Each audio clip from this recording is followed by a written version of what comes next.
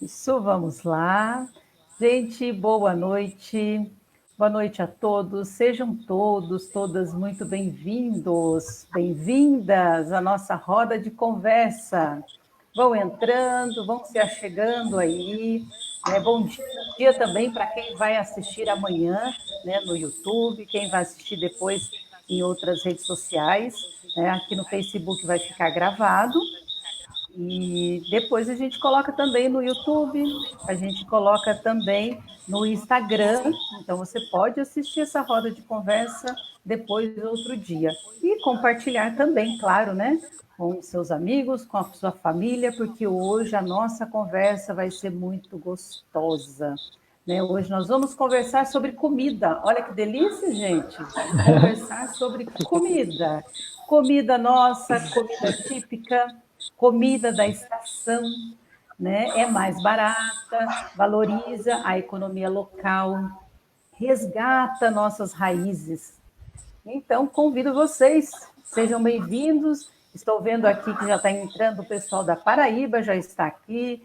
Se tiver outros Uau. estados, pode colocar aqui para a gente. Eu acho que é muito importante colocar o seu estado, porque a Letícia, a nossa convidada especial hoje, ela já deu uma rodada boa pelo país.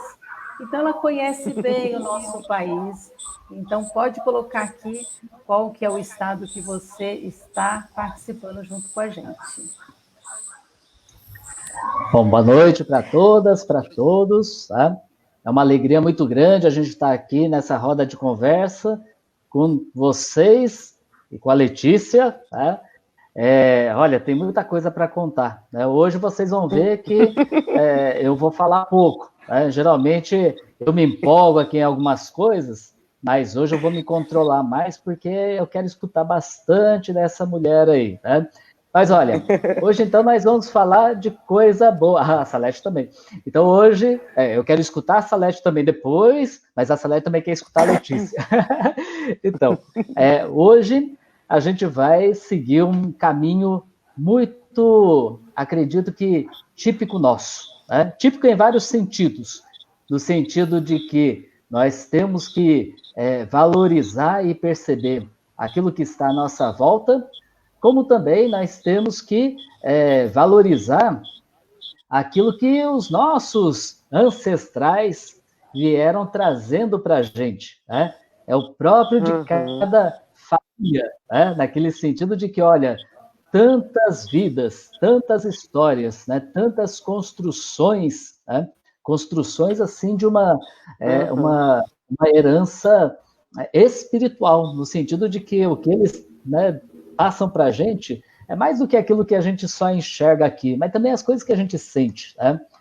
E o nosso hoje é para refletir tudo isso daí. Né? E a Letícia ela vai trazer essa conversa para a gente, porque ela não sabe isso de livros, mas ela está aplicando essa experiência na vida dela. É loucura, né? Uma loucura que eu e a Salete desejamos.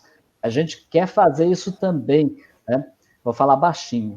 Né? Assim que os nossos filhos, né, tiverem, né, já firmados aí, eu quero convidar a Salete e a Salete quer me convidar para a gente fazer o que a Letícia teve coragem. Né? E aí ela vai falar daqui a pouco.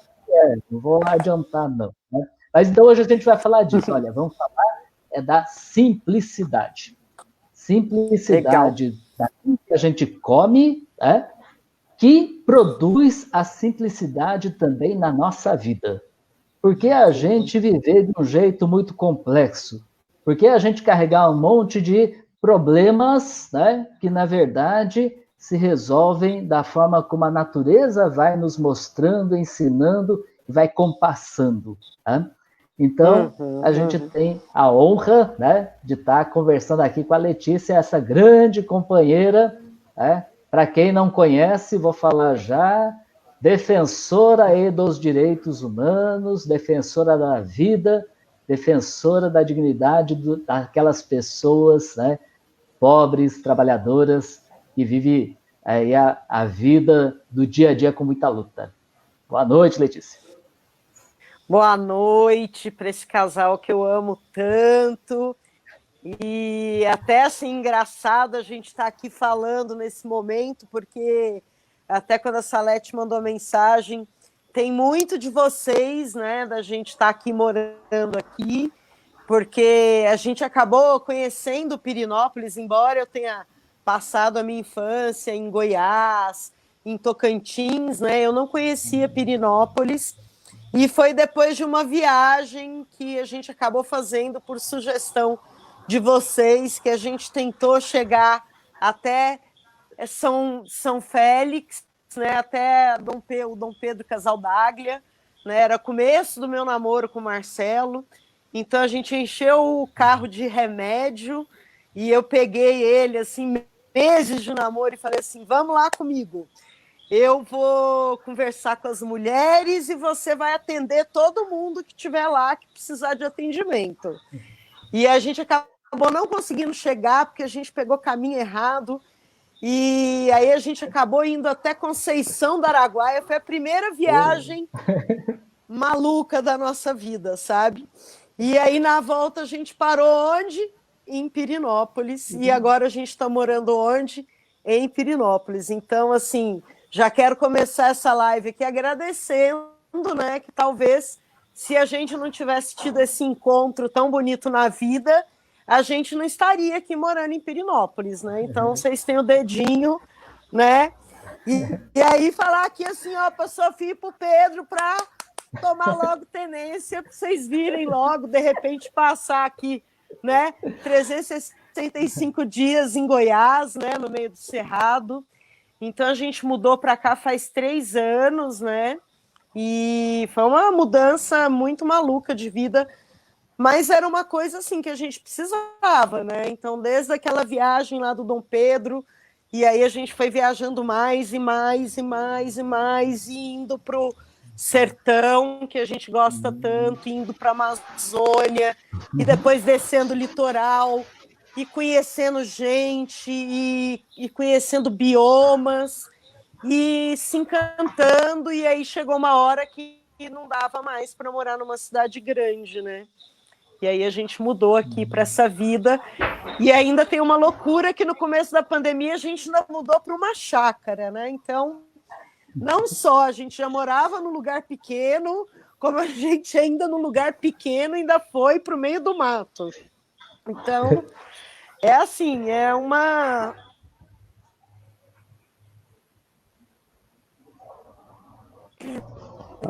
Pode acontecer de dar algumas falhas. Deu uma travadinha, mas voltou. Isso, como a Letícia mas falou. estamos aqui. A Letícia está ali num sítio, então pode acontecer de dar umas falhadas, mas vamos seguir. No meio do mato. No sítio em Goiás, né? Então, lá no meio de Goiás. Uma vez eu fui para Pirenópolis, né? Aí muitas histórias. Aqui em Pirenópolis. É bonita a cidade, né? Não sei se você ficou um tempo bacana aqui, é muito legal aqui, Mauro. Legal. Eu fui trabalhar com o pessoal do movimento dos camponeses. Que legal, que legal. Aqui tem bastante, tanto aqui como Goiás Velho, tem muito assentamento, é muito interessante, assim, Pirenópolis, por conta da própria questão geográfica da cidade, né, a gente está na beira de um morro muito grande, né, que é o Parque dos Pirineus, é o Morro dos Pirineus, e é um parque, né, então aqui tem uma preservação um pouco maior do que, por exemplo, a região que a minha família é de origem, em Goiás, né? Que é uma região que está muito devastada pela monocultura, né? Mas aqui não. Aqui é bem preservado por isso, porque não dá para plantar na pedra, né? Senão eles botavam soja em tudo, né? É um horror. Uma coisa legal de você falando, e aí eu já pego um gancho que a Vanir está colocando, a questão da alimentação, né, Letícia? Porque pode ser que algumas pessoas estejam assistindo a gente, ou vai assistir depois, e pensa assim, mas para a Letícia é fácil, né, falar isso. Ela está num sítio, ela tem a fruta ali na mão dela, e nós, né, que estamos na cidade, dá para a gente se alimentar assim também, Letícia? Então, acho que a gente já entra um pouco nessa questão, né, nessa conversa. Como a gente vive num lugar, né, que é a selva de pedra, mas que também a gente consiga conciliar tudo isso, né? Não, eu acho que super é muito possível e mais ainda. Primeiro, assim, que existem, né, que nem cidades grandes como São Paulo, São Paulo tem um cinturão verde, né? A maioria de origem japonesa, né, Mauro? Ali a comunidade é muito forte. Então, assim, mesmo em São Paulo, eu conseguia, assim, boa parte do meu alimento eu conseguia saber a origem dele. Muitas vezes conhecia o produtor. Mas é claro, isso também faz parte da minha profissão. Eu sou uma cozinheira profissional, então eu ter fornecedor, conhecer o meu fornecedor, conhecer o produtor faz parte do meu trabalho, né? Mas o que eu tenho visto, né? E aí, por conta mesmo de toda a questão ecológica, climática, e por conta de um trabalho que é muito, eu quero muito falar isso assim, que hoje eu vejo, né? Quer dizer, um trabalho que eu acompanho desde o começo e que é lindo ver agora, que é o trabalho do MST, né?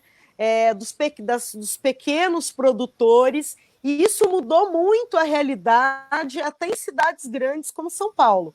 É possível comprar direto do MST, é possível adotar alguns produtores, tem um sistema que você paga uma mensalidade, então você adota a produção daquele produtor. Então não é muito diferente do que eu tenho aqui, que aqui eu tenho, né, as três fazendas que me fornecem comida. Eu sei exatamente de onde vem tudo que entra na minha casa, né? Não é muito diferente. Em São Paulo também é possível. Fora outras iniciativas que eu vejo que cada vez mais vão crescendo, de entrega de cesta. Então, assim, a gente também pode mudar a realidade do nosso entorno na maneira como a gente consome, né? Então, quando a gente ajuda um produtor, quando a gente destina o dinheiro que a gente tem para aquele pequeno produtor, a gente muda a realidade dele também, né? E aí a gente muda o nosso entorno, porque ele consegue produzir mais. Aí o vizinho olha que ele está produzindo, que ele está ganhando dinheiro, o vizinho também faz. Então, eu vejo isso muito como um movimento, né? Em São Paulo, isso era muito perceptível. Começou assim, era uma feirinha de orgânico, uma feirinha agroflorestal. Agora tem um monte, agora tem um monte de fornecedor. Então é isso. Quando existe uma demanda, gente, pode saber, o mercado ele vai atender aquela demanda, mesmo que seja esse mercado muito pequeno, muito legal, que é o mercado que a gente quer ver prosperar, né? Porque para mim não me basta só rapidinho, não me basta comer só uma comida orgânica. Eu posso comer um orgânico industrial. Existe orgânico industrial, minha gente. Sabe? Assim, existe orgânico trabalhado de uma maneira industrial, que também não respeita o direito do trabalhador, que também não respeita a dignidade de quem está produzindo. Então, é muita coisa que entra aí na conta e a gente precisa pensar nisso. Não basta comer orgânico, mas de onde vem esse orgânico também, né? Então, assim, até por uma questão de energia na comida, né? Eu quero que quem produz a minha comida tenha uma casa digna, que tenha um teto, que tenha comida, que tenha saúde, que tenha educação. Tudo isso entra na energia da comida que chega para mim, né? Eu gosto de saber disso. Eu quero comer comida do pequeno produtor que está prosperando, que está feliz, que está ganhando bem, que está dando dignidade para sua família. É isso que eu quero no meu prato, né? Então, enfim, falei demais. Não, mas é isso mesmo que eu ia comentar, porque é uma alimentação, é um alimento, então, né, que a gente tem, que é limpo, né? Muitas vezes é mais barato que você comprar no supermercado. Mais barato. Né? Mais saudável, sim. Né? e mais energético, não no sentido de calorias, né? Só que é mais energético Sim, dessa energia boa, né? Porque assim, quem dessa planta, energia boa. planta com uma energia boa, porque tem uma intenção boa, né? Não usa os Uhum. agrotóxicos, né? E essa, Não essa, uso. né, essa solidariedade mútua, né, acaba trazendo uma riqueza muito grande que de outra forma não vai existir. É verdade. Né, eu E falo até assim, mesmo o essa. alimento. Ah, oi, Pode falar, Salete. Letícia. Não, pode Pode ir, falar, pode pode falar. falar. Não, Não, não, eu ia não, falar fala você, da fala você. questão até da comida regional, né? Do que tem ali na nossa Sim, região. Porque a gente estava agora sim. falando, né? Você falando do caju, né? Que você tem o caju aí na porta da sua casa. Nós não temos aqui. Para a gente comer caju, ele Uhum, vem lá do Nordeste, né? Então pensa bem, poxa, vem. será que não tem outra fruta na região aqui nossa, né? Nós moramos em São José dos Campos. Não, e vou falar mais, ele vem lá do Nordeste e ele é plantado como monocultura também, que é aquele caju padronizado laranja, né? Que é muito diferente do caju que, né? Porque a gente que conhece caju, caju é de todas as cores, de todos os formatos, né? Agora o que chega em São Paulo é só aquele laranja compridinho, né? Que nem tem tanto assim, na verdade. A gente tem mais ele vermelho, amarelo, né? Laranja é um pouco mais raro.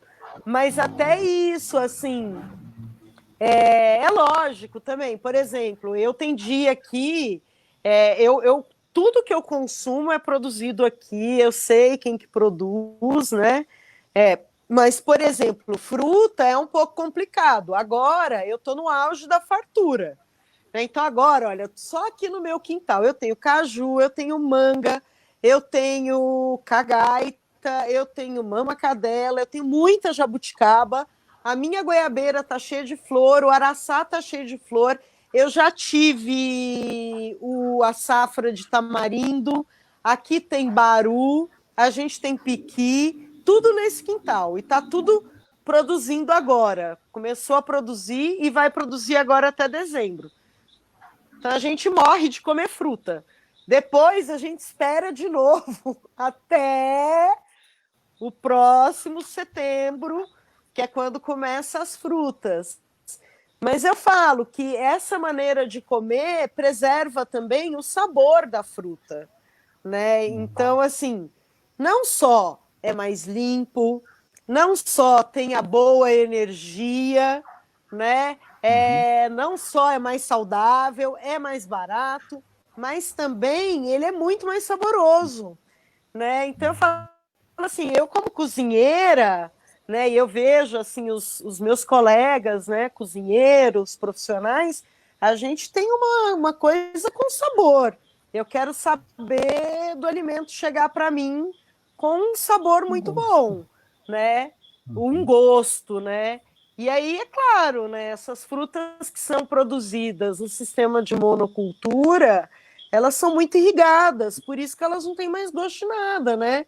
Elas foram ficando grandes, lindas, né? Porque também é uma coisa tão maluca, mas existe um preconceito das pessoas com frutas e vegetais que não são bonitos, sabe? Assim, tem até projetos para aproveitar, é descartado pela indústria. Então, se uma laranja é meio tortinha, ela é descartada, ela é fora do padrão, né? E aí, quando você olha na natureza, nada tem padrão, né? Assim, então, e é Sabe, isso. E aí o sabor você também. falando isso, você falando isso, Letícia, a questão da fruta, né? A fruta, naturalmente, ela é meio tortinha, né? Ela tem ali alguma coisa Uhum. irregular. Esses dias eu estava conversando a respeito disso e falando da energia que a fruta tem, né? Por quê? Porque a gente vai na feira e a gente quer aquele tomate grandão, perfeito, né? Brilhante. E aí, se o tomate tem Brilhante. uma coisinha, você não quer. Só que a gente não Uhum. percebe que esse risco que o tomate tem, ou aquela, vamos colocar assim, aquela cicatriz que o tomate chegou até você, é porque aquele tomate ele teve que brigar para ele crescer. Para Então ele usou sobreviver. uma energia, Uhum. ele usou uma energia, gente, muito grande para sobreviver. Então, aquela cicatriz da fruta que a gente muitas vezes olha e fala, ah, não, esse aqui tem um abaixadinho, esse aqui tem uma cicatriz, não quero. Aquela fruta tem muito mais energia que o outro. Perfeito, né? Do que o outro, emendar a conversa, e aí aproveitar e perguntar, né? Olha, tem algum critério, alguma coisa assim que seja fácil para a gente aplicar na nossa vida, no nosso dia a dia, na hora que a gente vai comprar, então, né, as hortaliças, as frutas, né, os legumes, mas como é que a gente faz, né? Qual lado, o que a gente tem que procurar? Olha, eu acho assim, em primeiro lugar, se você conseguir um fornecedor desse tipo, né, assim, que vai te fornecer de um pequeno produtor, uma feira do pequeno produtor, uma feira agroflorestal, maravilhoso, com um produto orgânico, maravilhoso. Mas aí vamos supor que você não tem mesmo nenhum acesso a esse produtor, que você precisa mesmo comprar o convencional. A minha dica é a seguinte, mesmo se for comprar verdura, a fruta convencional, compre o produto da estação, porque o produto da estação, ele produz naturalmente. Então, ele não vai precisar de tanto defensivo agrícola, ele não vai precisar de tanto agrotóxico, ele não vai precisar de tanta irrigação, ele vai funcionar naturalmente, né? E fora isso, ele vai estar muito mais gostoso, né? Assim, é incomparável, né? Mesmo quando você pega a variedade de mercado. Gente, quando está na estação, é outra coisa, né? Por exemplo, olha, vou pegar até na minha realidade aqui, que é orgânico, pequena produtora, né? Quem produz para mim é a Fazenda Sepúlveda, conhece a Raquel, mãe da Juliane, né? Eu amo, ela tem uma alface, que é a alface lisa dela, que ela chama de alface manteiga. Eu amo. Ela tem uma textura, cada folha, o meio dela é super crocante. A hora que você chega ali naquele coração, salada, fica uma loucura. Quando tá na época da seca. Quando começa a chuva, a alface, tadinha, mirra, ela fica bem menor. A folha fica fininha, sabe? Assim, ela não fica aquela folha carnuda, que tem textura da época da seca, né? Então, assim, e aí eu vejo, assim, eu tenho uma hortinha pequena aqui, não dá, o meu hortelã, quando eu molho demais o hortelã, a folha fica enorme e sem gosto. Se eu molho de menos, fica muito pequenininha e fica potente. Aí eu tento chegar ali no meio termo, né? Então eu sempre digo isso, se você vai comprar o convencional, tenta comprar o produto da estação, olha aquelas tabelinhas que tem na internet, compre o produto da estação, tenta, e aí na hora de escolher cada fruto, né, tenta ver um que está amadurecendo, tenta ver um que está fora de câmara fria, né, porque câmara fria interrompe o processo de amadurecimento, aquilo ali vai interferir no sabor. São, assim, pequenos detalhes. E até uma coisa que eu gosto de dizer de alimentação, parece até inusitado, mas se de todo, assim, e também, lógico, né, tenta o máximo possível cozinhar em casa, né, fazer a sua própria comida. Isso é uma questão de sobrevivência, isso é uma questão de dignidade, eu acho, né, a gente saber cozinhar ali minimamente, eu acho que é uma coisa que a gente devia ensinar para os filhos, né? Mas, assim, se você é uma pessoa que, de fato, tem uma rotina muito atribulada, tem muito pouca grana, se não consegue nem cozinhar e nem comprar dessa maneira mais cuidadosa, a minha dica é assim, tenta pelo menos comer no restaurante por quilo. Parece loucura, mas no restaurante por quilo você vai ter muita variedade, você vai conseguir botar diversidade no prato. Que isso, para mim, é uma grande receita de saúde mesmo, né? Quanto mais diverso tiver o teu prato, mais saudável você vai ser, né? E uma coisa que você falou, né, Letícia? Até o Mauro colocou aqui: o cozinhar em casa é dignidade, né? Respeito. Eu acho que a questão da pandemia trouxe um pouco isso, né? A gente que estava acostumado a comer fora, e aquela coisa toda acabou tendo meio que obrigado a fazer. E a gente já fez outras rodas de conversa falando um pouco da alimentação também, e é uma coisa que a gente ouviu muitas pessoas falarem, poxa, aprendi tanta coisa, né? Testei temperos novos. Então também é um descobrir-se, né? E é uma coisa tão simples, né? Pois é, e aí eu vou até pegar essa deixa aí e vou falar aqui, assim, primeiro que isso que você falou é muito certo, Salete. Assim, foi muito engraçado, porque quando começou a pandemia, o que eu tive de aluno e de amigo que me mandou mensagem, que me agradeceu muito por eu ter ensinado eles a cozinharem o mínimo, né? Eu tive um curso que teve, assim, várias turmas, muitos anos, que chamava Comida Sem Estresse, né? Que eram pratos de até 20 minutos.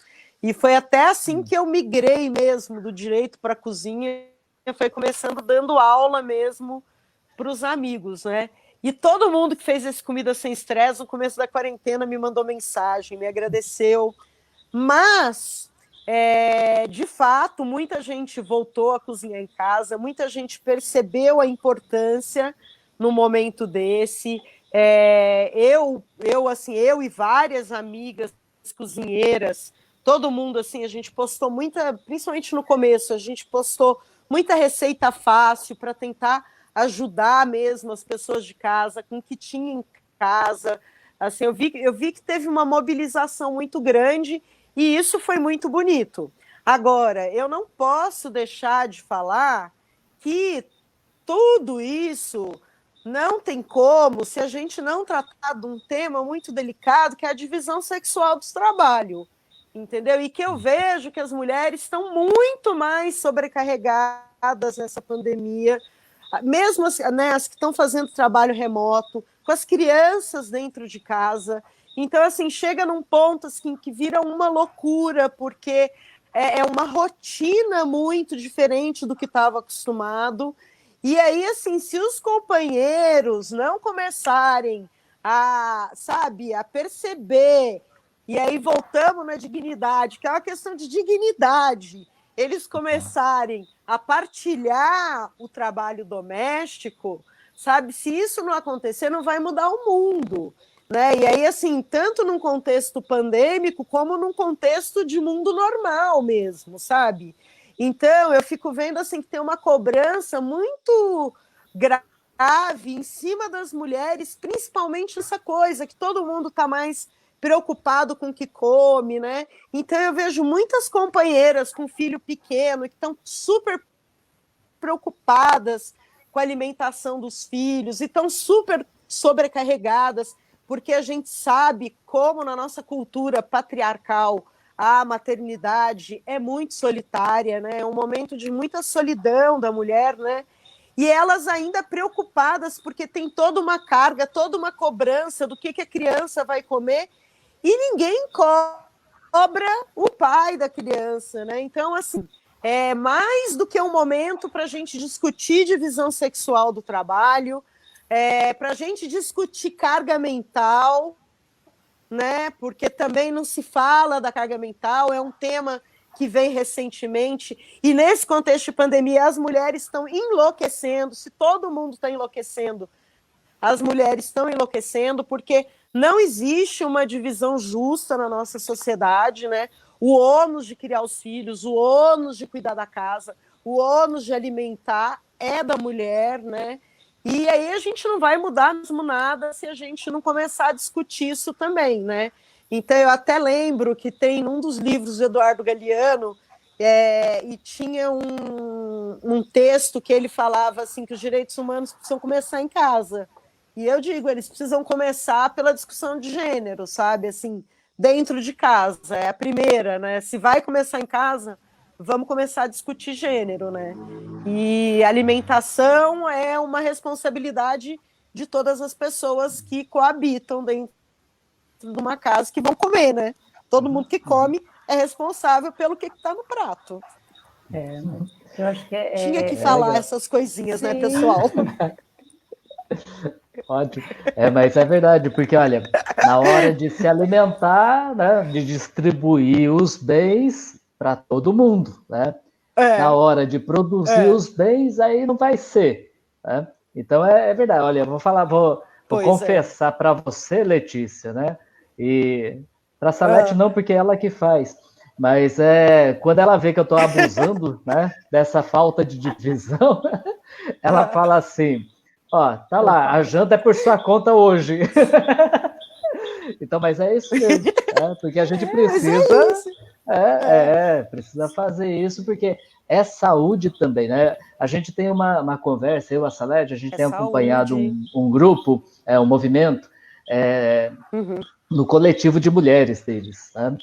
E a conversa é muito por aí, uhum, né? uhum. Eu sempre falo na medicina chinesa aqui da história do Yin e do Yang. Yin e Yang significa Do que yin tem que estar em e harmonia, yang. né? E harmonia não significa fazer as coisas meio Sim, bamba, né? Pela metade, mas significa fazer tudo na sua plenitude. Mas quando a gente faz coisas demais, no outro dia a gente tem que isso. fazer de menos, né? Então, um é masculino, De o outro é menos. feminino nas suas plenitudes, né? E o grande desastre, né, dizer assim, o grande desequilíbrio, né? E aí reflete muito na saúde das mulheres, né? Questão da menstruação, né? Questão mesmo Sim. da fertilidade, né? Da menopausa. Tudo isso, né, é mais acentuado por causa desse desequilíbrio em relação Dos ao or... yin e o yang ou ao masculino e feminino. Tá? A gente tem percebido isso nessas Uhum, rodas de conversa que a uhum, gente uhum. faz com as mulheres, porque é bem evidente. É bem evidente. Não, eu acho que tem toda essa questão. E é isso, é de ter uma harmonia e de saber, gente, voltando na dignidade, que é uma questão para todo mundo que coabita. Né? Essa é uma coisa sempre que eu falo, se você morasse com uma amiga, você ia dividir as tarefas em casa com a amiga, né? Porque aqui em casa também tem essa discussão, né? Falo, se você morasse com um amigo seu, você ia dividir, né? Agora, quer dizer, porque mora comigo, aí vai dar uma folgada. Então, assim, mas eu sei, assim, é uma coisa cultural, mas que não dá para a gente discutir alimentação, né? Então, assim, quando vem as minhas amigas que estão super preocupadas com a alimentação dos filhos, eu sempre dou uma puxadinha, falo, mas e aí? E o pai também não cozinha, não? Né? Ou se não, por exemplo, aqui em casa, eu tenho mais a capacidade de cozinhar, né? Eu cozinho melhor do que o Marcelo, né? Mas ele lava a louça super bem. Então, assim, a gente divide, cada um dentro do que tem uma afinidade melhor, do que desempenha melhor, né? Mas, assim, é um tema que tem voltado muito durante a pandemia, né? E E eu acho que é principalmente nessa questão necessário, da né, Letícia? alimentação, E eu acho que é necessário falar, muito, né? Porque muito. eu acho assim, quando a gente começou as rodas de conversa, era exatamente isso, né? A gente queria entrar na casa das pessoas, até a gente fala, vocês entram na nossa, para a gente ter essa conversa clara e Uhum, aberta, né? Porque é isso mesmo, acho que é sim. até uma forma de carinho com a outra pessoa, né? Quando você ajuda, quando você fala, olha, Carinho, enquanto isso. você corta isso aí, eu vou aqui lavando a louça, porque uma coisa que eu fico muito irritada quando eu vou atender um homem que ele fala assim, eu ajudo a minha mulher. Eu já paro, a vontade é chacoalhar ele. Fala assim, peraí, eu ajudo a minha mulher? Então significa que a obrigação é da sua mulher, né? Você está ajudando Então é ela. dela. É, Então vamos começar a é. mudar um pouco Não, eu isso, falo né? assim. E o que você tem que falar é que, na verdade, assim, poxa, você ama aquela pessoa que você coabita, né? Você ama a tua família e tua família te ama. Então, olha, todo mundo faz junto, é um time, né? Eu gosto sempre de pensar que é um time, né? E aí cada um vai ali desempenhar uma parte naquele time. E É aí, isso assim, aí. essa coisa da pandemia, eu acho que explicitou muito isso, assim, né? Eu tenho lido muito, tenho acompanhado todas as minhas, né, colegas, companheiras do movimento de mulheres, e tem sido, assim, uma queixa muito grande da maioria das mulheres, né? Que elas estão muito exauridas, que elas estão muito cansadas, porque nesse contexto doméstico tem esse problema, né?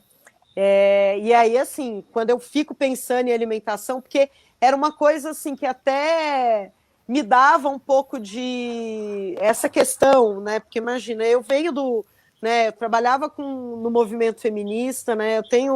Eu tenho ali né, a minha base de formação, né? E era uma coisa que me incomodava muito, cozinhando e produzindo conteúdo de comida, né? Porque eu falava de uma maneira se fosse muito fácil cozinhar.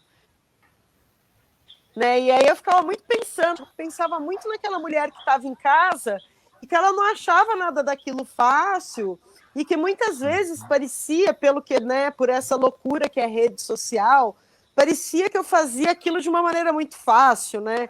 Olha só, eu faço meu próprio pão, faço minha própria massa, faço meu próprio molho, faço meu não sei o quê, não sei o quê. E, gente, eu faço tudo isso porque eu sou profissional, entendeu? Eu sou profissional. Eu vivo numa cidade pequena, eu trabalho muito pouco hoje em dia, assim, eu dou consultorias, então, assim, eu viajo 2 vezes por ano para trabalhar, então, eu não tenho filhos, então, sabe, assim, são coisas que eu acho que precisam ser ditas, né, porque senão também eu fico aquela coisa, é muito fácil, né, fica, né, aquela coisa, defecando regras, para falar a palavra bonita, né, e não é assim tão fácil, né? E todo mundo que está junto ali precisa participar, né? Fica fácil se todo mundo participar. Fica fácil, fica carinhoso, fica amoroso, fica de uma maneira que deveria ser em qualquer família, né? Que a gente está junto na família porque se ama, né? Ninguém está obrigando. É isso ligando aqui mesmo. meu carregador aqui, que senão a gente vai ficar sem bateria. A Laine colocou aqui dando gente, pitos. Né? Pitos de tia Letícia. A Laine colocou aqui, é necessário desconstruir a crença de que as mulheres nascem com aptidão para cozinhar. E homens e mulheres são capazes de aprender Exatamente. essa arte. Né? Então, acho que é claro. isso mesmo. É compartilhar tudo, né? A gente está colocando aqui a questão alimentar, que é o que acabou surgindo muito mais, né? Agora na pandemia. É interessante você falando isso. Teve uma vez uma paciente minha falou assim: Salete, eu estava trabalhando online, eu acabei de desligar o computador, aí que eu olhei, já eram 9h30 da noite. E as minhas 2 filhas falaram assim, pequenas, ô mãe, a gente vai jantar hoje? Aí ela falou, meu Deus, isso, cara. Né? O que eu faço? Né? Então, não, eu acho que é isso e o mesmo, tanto que ela deve ter se realidade. sentido mal. Sim, e o tanto que ela se sentiu mal, né? E aí depois vem alguém que nem eu e fala assim, né? Aí vamos supor que nesse momento, coitada, vai lá e dá um miojo para a criança. É um horror, é um horror, é um horror, é um horror. Mas aí quem sou eu para apontar o dedo, entendeu? Assim, cara, se dar aquela porcaria para a criança significou poder sentar no sofá com as 2 filhas e respirar, cara, isso é muito mais saudável do que ela terminar uma rotina 9h30 da noite e ter que correr para a cozinha e entregar um prato para cada filha super, né, mal, cansada, exaurida. Que energia que tem ali naquela comida, né? Então também acho que é isso. Nesse momento, se poupe também, sabe, gente? Assim, não se cobre tanto. É muito legal a gente comer muito saudável, principalmente, mas assim, mulheres, amigas, irmãs, colegas, não se cobrem tanto. Se não der, não deu. Se tiver que partir para o macarrãozinho, partam, e assim, sem culpa. A gente está vivendo um momento muito esquisito. É até bom para a gente discutir tudo isso, né? Sim. Ô, Letícia, tem uma coisa aqui que eu até anotei quando a gente teve uma conversa Conversou, aí, e eu lembro que você falou de um alimento, eu não sei se era um projeto, alguma coisa, do alimento, uma dica ali, de um alimento que você não conhece. Eu queria muito que você falasse um pouco dessa experiência, que eu acho que é legal para o pessoal que está assistindo, para a gente exercitar comidas novas aí, né? Novas. Isso, a gente estava conversando, porque é outra coisa que eu acho muito importante de saúde, né? Todo mundo sempre me pergunta sobre dieta, né?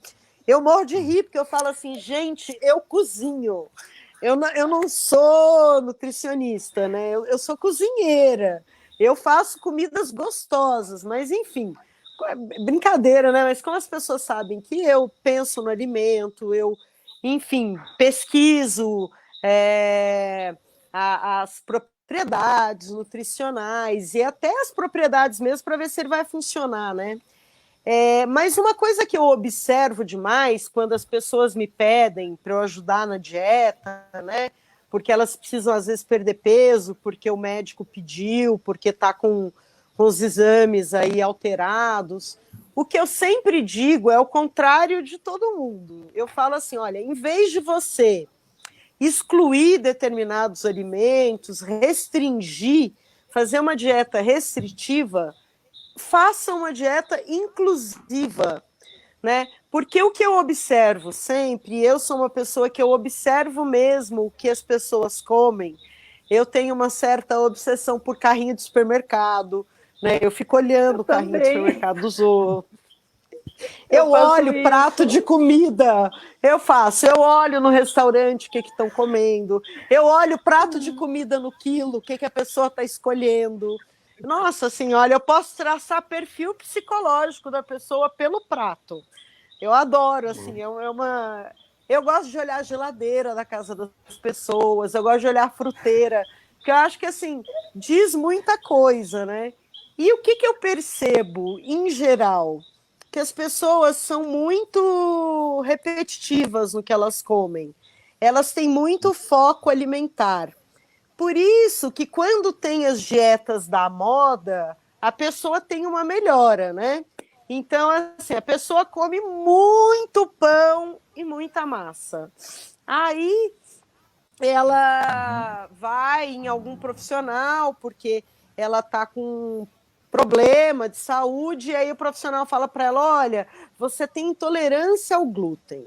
Aí ela pega assim, você não é celíaca, mas você tem intolerância ao glúten.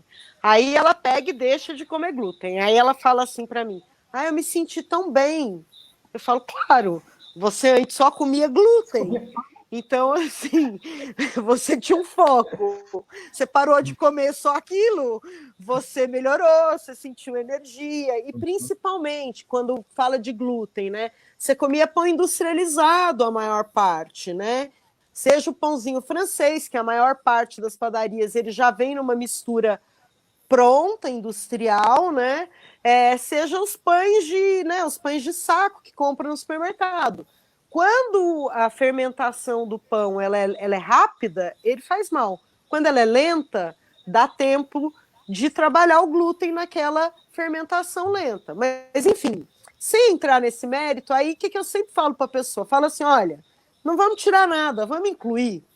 Então tá, você come muito pão e macarrão. Então vamos fazer o seguinte, todo mês você vai escolher um ingrediente, uma coisa que você não comia, né? E você vai incluir na sua alimentação.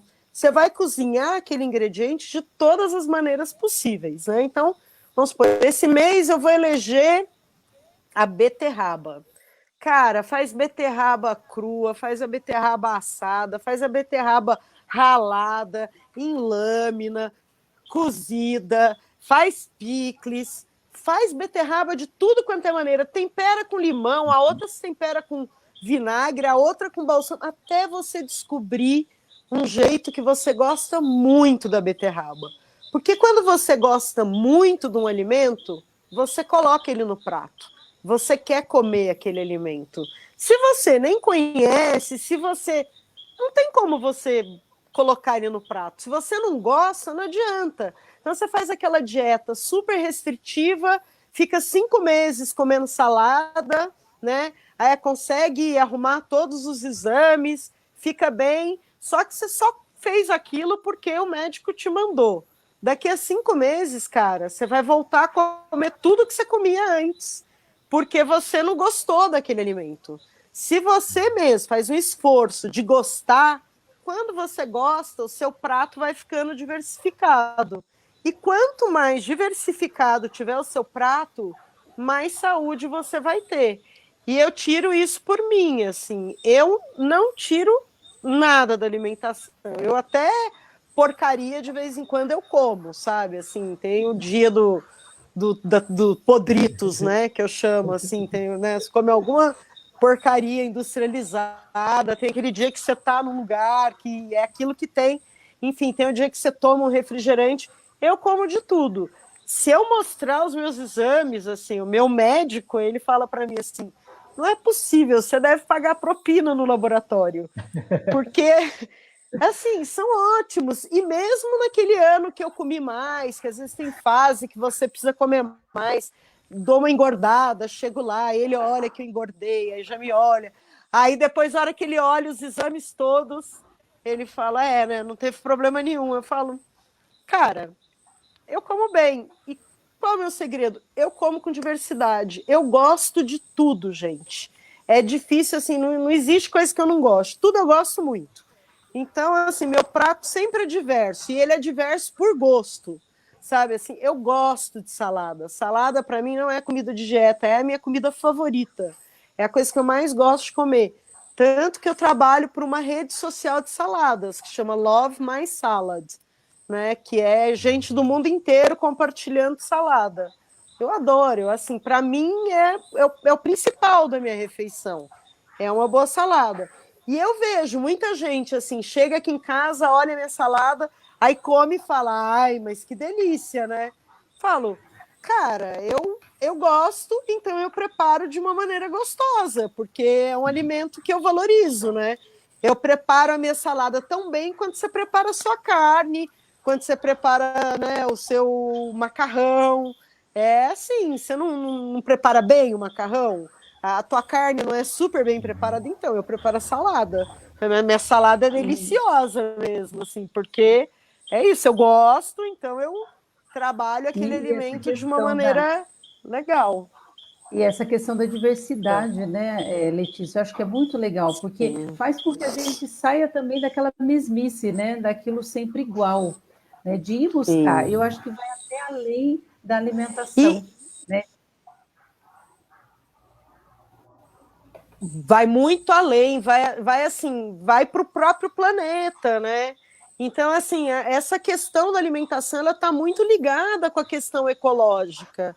E assim, uma indústria do alimento, e aí quando eu falo é uma indústria que também produz, né? Então, o agroindustrial, a indústria mesmo de alimentos, eles foram encaminhando a gente para comer 20 ingredientes. Se vocês forem num sacolão, vocês vão ver, é os de sempre. É cenoura, beterraba, batata, tomate, alface. Não sai daquele grupinho ali, né? E é aquele alimento produzido em larga escala, então também ele não é bom para o planeta, e já é selecionado também a variedade que aguenta. A gente estava até conversando aí, a Salete, que aqui eu como aquele morango de antigamente, que é aquele morango pequenininho, molinho, azedinho doce. E aí tava uma amiga aqui em casa, que ela é 10 anos mais nova, e eu dei para ela experimentar, ela falou assim, mas eu nunca comi um morango assim. Eu falei, cara, isso é morango de verdade. Agora, esse morango que a gente come, taludo, duro, é o preço que a gente pagou para comer morango o ano inteiro. Né? Então, assim, aquele negócio, você quer ficar monotemático, você quer comer sempre a mesma coisa. E é uma coisa que a indústria encaminhou, né? É muito... A questão da alimentação ela é muito politizada, né?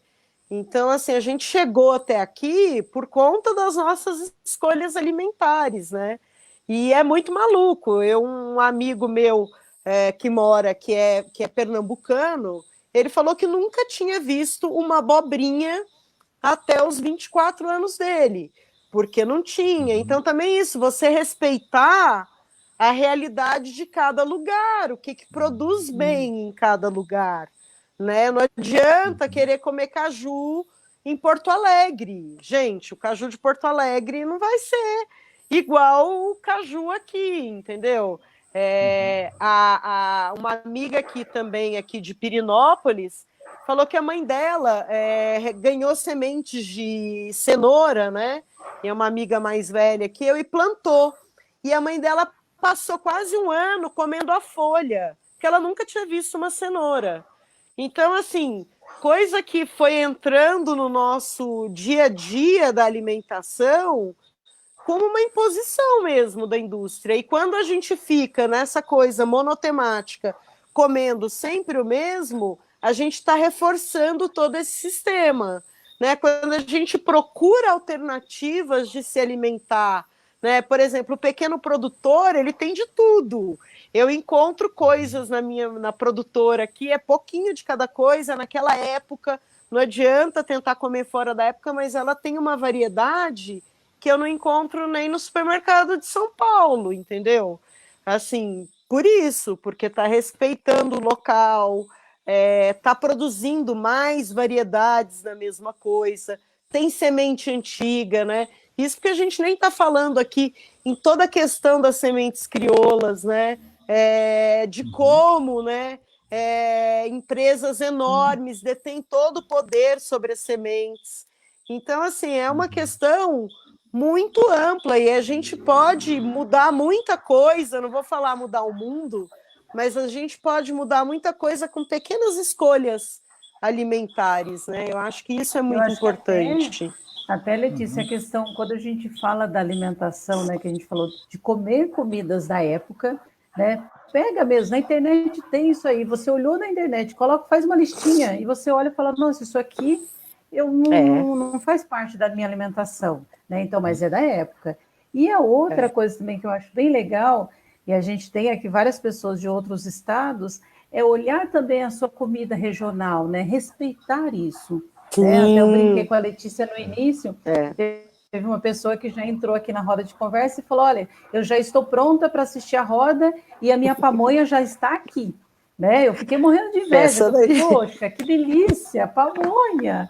Né? Eu fui conversar com a Letícia, é claro que eu fui mostrar para ela as amoras aqui de casa, lindas, enormes. Então, eu acho e eu fui mostrar a jabuticaba. Então, eu acho que isso também, né? Essa diversidade que cada região do nosso país tem, e que é maravilhoso, mas eu acho que a gente precisa reforçar mais isso, mostrar, né, o que tem de bonito no nosso país, né? A quantidade de frutas que tem, a variedade que tem de frutas, né? E não ficar nessa mesmice. Na mesmice, a variedade de fruta, a variedade de preparos, né? Nossa, assim, as comidas típicas de cada estado, é tão bonito, elas têm uma história toda por trás, né? Até aqui, o Mal está aqui, lá no Mato Grosso, toda a história de ter uma colonização japonesa. O prato de Campo Grande é o soba. Então, quer dizer, o sobá, quer dizer, uma coisa japonesa. Então, o que tem de história em cada coisa? O sagu, que foi feito, o sagu do Paraná, ali daquela região, é uma mistura de alemão com italiano e com a nossa mandioca indígena. Então, assim, a comida, ela conta uma história, né? Eu estava lendo uma tese de mestrado de uma moça que ela é de origem japonesa, família da Amazônia. E aí ela fez uma tese das comidas japonesas que os ancestrais, né, as avós, desde a avó dela, que eles adaptaram da comida japonesa com os ingredientes amazônicos. É incrível. Então, quer dizer, tudo conta uma história de quem chegou ali, como que começou. Então, assim, quando a gente pensa na comida, quando a gente pensa nos pratos tradicionais, quando a gente pensa nos ingredientes, a gente está contando uma história, né? A gente está falando muito da nossa identidade. Né? Então, o que tem no sertão? O que tem na beira da praia? Então, assim, e aquele prato, né, que a nossa mãe, que a nossa avó, que a nossa bisavó fez com aquele ingrediente local, está contando toda a nossa história, né? Então, eu acho isso muito bonito. Isso é uma coisa, assim, emocionante, que a gente precisa valorizar demais, né? Não é também assim, não olhar para fora, vamos olhar as outras comidas, como que os outros povos comem, mas vamos olhar também para a gente, né?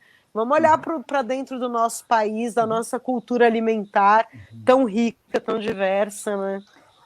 Isso daí me fez lembrar, né, quando eu era criança, a prática que a minha mãe fazia, né, toda vez que fazia um doce, alguma coisa, fazia bastante para distribuir para os vizinhos. Claro. E aí eu ficava contente porque eu sabia que os vizinhos fazendo doces também iam mandar para cá. Sim, né?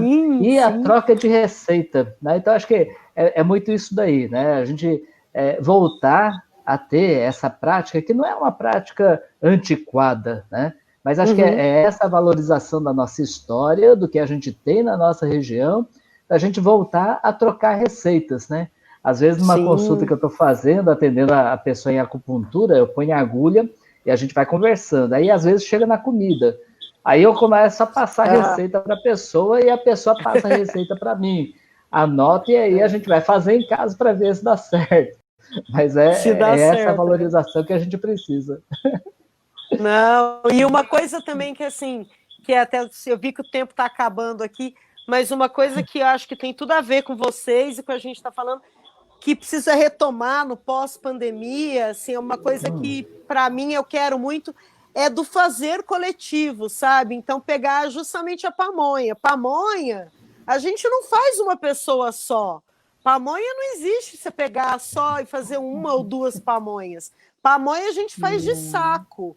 E é um momento que a gente tem de poder conversar, de poder saber como é que está o vizinho. Todo mundo se junta para fazer uma coisa grande, porque uma coisa grande feita junto, ela consegue ser pequena para cada um que vai fazer. Ninguém se desgasta demais.